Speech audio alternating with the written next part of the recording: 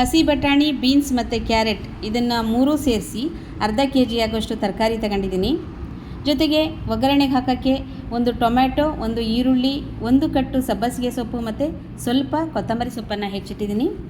ಜೊತೆಗೆ ಮಸಾಲೆಗೆ ಒಂದು ತುಂಡು ಶುಂಠಿ, ಒಂದು ದೊಡ್ಡ ಗಾತ್ರದ ಬೆಳ್ಳುಳ್ಳಿ, 8 ಹಸಿರು ಮೆಣಸಿನಕಾಯಿ, ಪುದೀನ ಮತ್ತು ಕೊತ್ತಂಬರಿ ಸೊಪ್ಪನ್ನು ತಗೊಂಡಿದ್ದೀನಿ. ಜೊತೆಗೆ ಸೋಯಾ ಚಂಕ್ಸ್ ತಗೊಂಡಿದ್ದೀನಿ ಮತ್ತು 2 ಲೋಟದಷ್ಟು ಅಕ್ಕಿ ತಗೊಂಡಿದ್ದೀನಿ. ಪಾತ್ರೆ ಸ್ಟವ್ ಮೇಲೆ ಇಟ್ಟಿದ್ದೀನಿ. ಪಾತ್ರೆ ಬಿಸಿಯಾಗಿದೆ. ಇದಕ್ಕೆ 1 ಟೇಬಲ್ ಸ್ಪೂನ್ ಎಣ್ಣೆ ಹಾಕಿ ಅದಕ್ಕೆ ಸಾಸಿವೆ ಮತ್ತು ಸ್ವಲ್ಪ ಕಸ್ತೂರಿ ಮೇಥಿ ಹಾಕಿ ಹೆಚ್ಚಿಟ್ಟಿದ್ದ ಈರುಳ್ಳಿ ಹಾಕ್ತಾಯಿದ್ದೀನಿ. ಈರುಳ್ಳಿ ಚೆನ್ನಾಗಿ ಫ್ರೈ ಆಗಲಿ. ಪಲಾವ್ಗೆ ಕಸ್ತೂರಿ ಮೇಥಿ ಹಾಕಿದರೆ ಒಂದೊಳ್ಳೆ ಘಮ ಬರುತ್ತೆ ಮತ್ತು ಟೇಸ್ಟು ಚೆನ್ನಾಗಿರುತ್ತೆ, ಹಾಗಾಗಿ ಹಾಕ್ತಾಯಿದ್ದೀನಿ. ಜೊತೆಗೆ ಸಬ್ಬಸಿಗೆ ಸೊಪ್ಪು ಹಾಕಿದರೆ ಪಲಾವ್ ಟೇಸ್ಟೇ ತುಂಬ ಸೂಪರಾಗಿ ಬರುತ್ತೆ, ಹಾಗಾಗಿ ಇವತ್ತು ಸಬ್ಬಸಿಗೆ ಸೊಪ್ಪು ಹಾಕಿ ನಾನು ಪಲಾವ್ ಮಾಡ್ತಾಯಿದ್ದೀನಿ. ಈಗ ಈರುಳ್ಳಿ ಫ್ರೈ ಆದಮೇಲೆ ನಾವು ಹೆಚ್ಚಿಟ್ಟಿದ್ದ ಕೊತ್ತಂಬರಿ ಮತ್ತು ಸಬ್ಬಸಿಗೆ ಸೊಪ್ಪನ್ನು ಹಾಕಿ ಸ್ವಲ್ಪ ಫ್ರೈ ಮಾಡೋಣಂತೆ. ಈರುಳ್ಳಿ ಮತ್ತು ಸೊಪ್ಪು ಫ್ರೈ ಆಗ್ತಾಯಿದೆ. ನಾನು ಸೋಯಾ ಚಂಕ್ಸ್ನ 1 ಗಂಟೆ ಮುಂಚೆನೇ ನೆನೆಸಿಟ್ಟು ಚೆನ್ನಾಗಿ ಅದನ್ನು ಕ್ಲೀನ್ ತೊಳೆದು ಮತ್ತು ಚೆನ್ನಾಗಿ ಹಿಂಡಬೇಕು. ಅದರಲ್ಲಿ ಏನು ನೀರಿನ ಅಂಶ ಸ್ವಲ್ಪನೂ ಇರಬಾರ್ದು, ಆ ಥರ ಸೋಯಾ ಚಂಕ್ಸ್ನ ಉಪಯೋಗಿಸ್ಬೇಕು. ಈಗ ಇದಕ್ಕೆ ಸ್ವಲ್ಪ ಅರಿಶಿನ ಪುಡಿ ಸೇರಿಸೋಣ. ಇಷ್ಟು ಸಾಕು. ಒಂದು ಅರ್ಧ ಟೀ ಸ್ಪೂನಷ್ಟು ಅರಿಶಿನ ಪುಡಿ ಹಾಕಿ ಇದಕ್ಕೆ ನಾನೀಗ ಚೆನ್ನಾಗಿ ಹಿಂಡಿಟ್ಟಿದ್ದೆ ಅಂತ ಹೇಳಿದ್ನಲ್ಲ, ಆ ಸೋಯಾ ಚಂಕ್ಸ್ನ ಹಾಕ್ತಾಯಿದ್ದೀನಿ. ಸೋಯಾ ಚಂಕ್ಸಲ್ಲಿ ತುಂಬ ಪ್ರೋಟೀನ್ ಇರುತ್ತೆ ಅಂತ ಹೇಳ್ತಾರೆ, ಆರೋಗ್ಯಕ್ಕೂ ಒಳ್ಳೆಯದು. ಜೊತೆಗೆ ಟೇಸ್ಟು ಕೂಡ ತುಂಬ ಚೆನ್ನಾಗಿ ಬರುತ್ತೆ ಸೋಯಾ ಚಂಕ್ಸ್ ಉಪಯೋಗಿಸಿದರೆ. ಹಾಗಾಗಿ ಇವತ್ತು ಪಲಾವ್ಗೆ ಸೋಯಾ ಚಂಕ್ಸನ್ನು ತರಕಾರಿ ಜೊತೆ ಹಾಕ್ತಾಯಿದ್ದೀನಿ. ಇದು ಸ್ವಲ್ಪ ಚೆನ್ನಾಗಿ ಫ್ರೈ ಆದಮೇಲೆ ಇದಕ್ಕೆ ನಾನು ಹೆಚ್ಚಿಟ್ಟಿದ್ದ ತರಕಾರಿ ಎಲ್ಲನೂ ಸೇರಿಸ್ತಾ ಇದ್ದೀನಿ. ತರಕಾರಿ ಎಣ್ಣೆಲಿ ಚೆನ್ನಾಗಿ ಫ್ರೈ ಆಗಲಿ. ಇದು ಸ್ವಲ್ಪ ಎಣ್ಣೆಲೆ ಒಂದು 10 ನಿಮಿಷ ಬಾಡಬೇಕು. ಅದಾದಮೇಲೆ ಇದಕ್ಕೆ ಟೊಮೆಟೊ ಸೇರಿಸೋಣ. ಟೊಮೆಟೊನೇ ಮುಂಚೆ ಸೇರಿಸಿದರೆ ಟೊಮೆಟೊ ನೀರು ಬಿಡುತ್ತೆ, ಹಾಗಾಗಿ ತರಕಾರಿ ಎಲ್ಲ ಚೆನ್ನಾಗಿ ಸ್ವಲ್ಪ ಎಣ್ಣೆಲಿ ಬಾಡಿದ ಮೇಲೆ ಟೊಮೆಟೊ ಹಾಕಬೇಕು.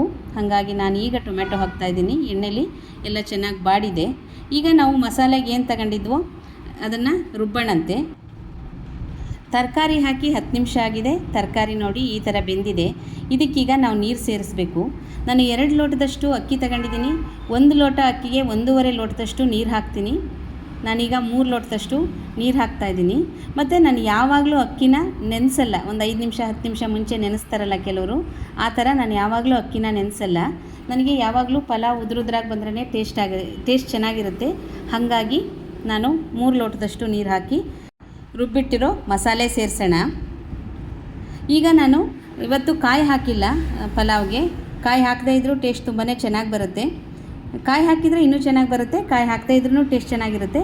ಇವತ್ತು ಕಾಯಿ ಹಾಕ್ದೇ ನಾನು ಪಲಾವ್ ಮಾಡ್ತಾಯಿದ್ದೀನಿ. ಈಗ ರುಬ್ಬಿಟ್ಟಿರೋ ಮಸಾಲೆನ ಇದಕ್ಕೆ ಸೇರಿಸಿದ್ದೀನಿ. ಇದೊಂದು ಕುದಿ ಬರಲಿ.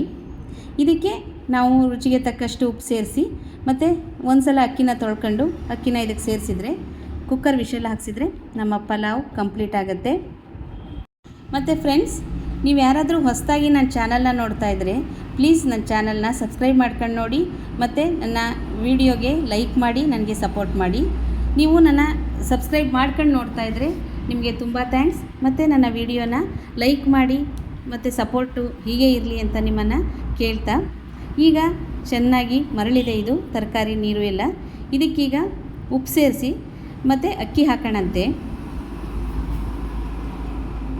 ನಾನು ಉಪ್ಪು ಹಾಕಿದ್ದೀನೋ ಇಲ್ವೋ ಅಂತ ಗೊತ್ತಿರಲಿಲ್ಲ, ಹಾಗಾಗಿ ಒಂದು ಸಲ ಟೇಸ್ಟ್ ನೋಡಿದೆ, ಉಪ್ಪು ಹಾಕಿಲ್ಲ. ಈಗ ನಾನು ಉಪ್ಪು ಹಾಕ್ತಾಯಿದ್ದೀನಿ. ಇದಕ್ಕೆ ನಿಮ್ಮ ರುಚಿಗೆ ತಕ್ಕಷ್ಟು ಉಪ್ಪು ಹಾಕಿ. ಯಾವಾಗಲೂ ಪಲಾವನ್ನ ನೀರು ಮರಳುವಾಗ ಅಕ್ಕಿ ಹಾಕಬೇಕು. ನಾವು ಒಗ್ಗರಣೆ ಹಾಕಿ ನೀರು ಹಾಕಿದ ತಕ್ಷಣವೇ ಅಕ್ಕಿ ಹಾಕಬಾರ್ದು, ಅದು ತಳ ಹಿಡಿಯುತ್ತೆ ಮತ್ತು ಅದು ಒಂಥರ ಮೆತ್ತಗಾಗ್ಬಿಡುತ್ತೆ. ಹಾಗಾಗಿ ತರಕಾರಿ ಮಸಾಲೆ ಎಲ್ಲ ಒಂದು ಸಲ ಚೆನ್ನಾಗಿ ಕುದಿ ಬಂದಮೇಲೆ ಅಕ್ಕಿ ತೊಳೆದು ಹಾಕಿ, ಆಮೇಲೆ ಮತ್ತೆ ಇನ್ನೊಂದು ಕುದಿ ಬಂದಮೇಲೆ ಚೆನ್ನಾಗಿ ತಿರುವಿ ನಾವು ಕುಕ್ಕರ್ ಕ್ಯಾಪ್ನ ಕ್ಲೋಸ್ ಮಾಡಬೇಕು. ಹಾಗಾದಾಗ ಮಾತ್ರ ಅನ್ನ ತಳ ಹಿಡಿಯಲ್ಲ ಮತ್ತು ಉದ್ರುದ್ರಾಗಿ ಬರುತ್ತೆ. ಇಲ್ಲ ಅಂದರೆ ಕೆಲವು ಸಲ ನಾವು ನೀರು ತಣ್ಣಗಿದ್ದಾಗಲೇ ಅಕ್ಕಿ ಎಲ್ಲ ಹಾಕಿಬಿಟ್ಟು ಕುಕ್ಕರ್ ಕ್ಲೋಸ್ ಮಾಡಿಬಿಟ್ರೆ ಪಲಾವ್ ತಳ ಹಿಡಿಯುತ್ತೆ ಮತ್ತು ಮೆತ್ತಗೂ ಆಗಿಬಿಡುತ್ತೆ. ಈಗ ಇದನ್ನೊಂದು ಸಲ ಮರಳಕ್ಕೆ ಒಂದು 5 ನಿಮಿಷ ಬಿಡೋಣಂತೆ.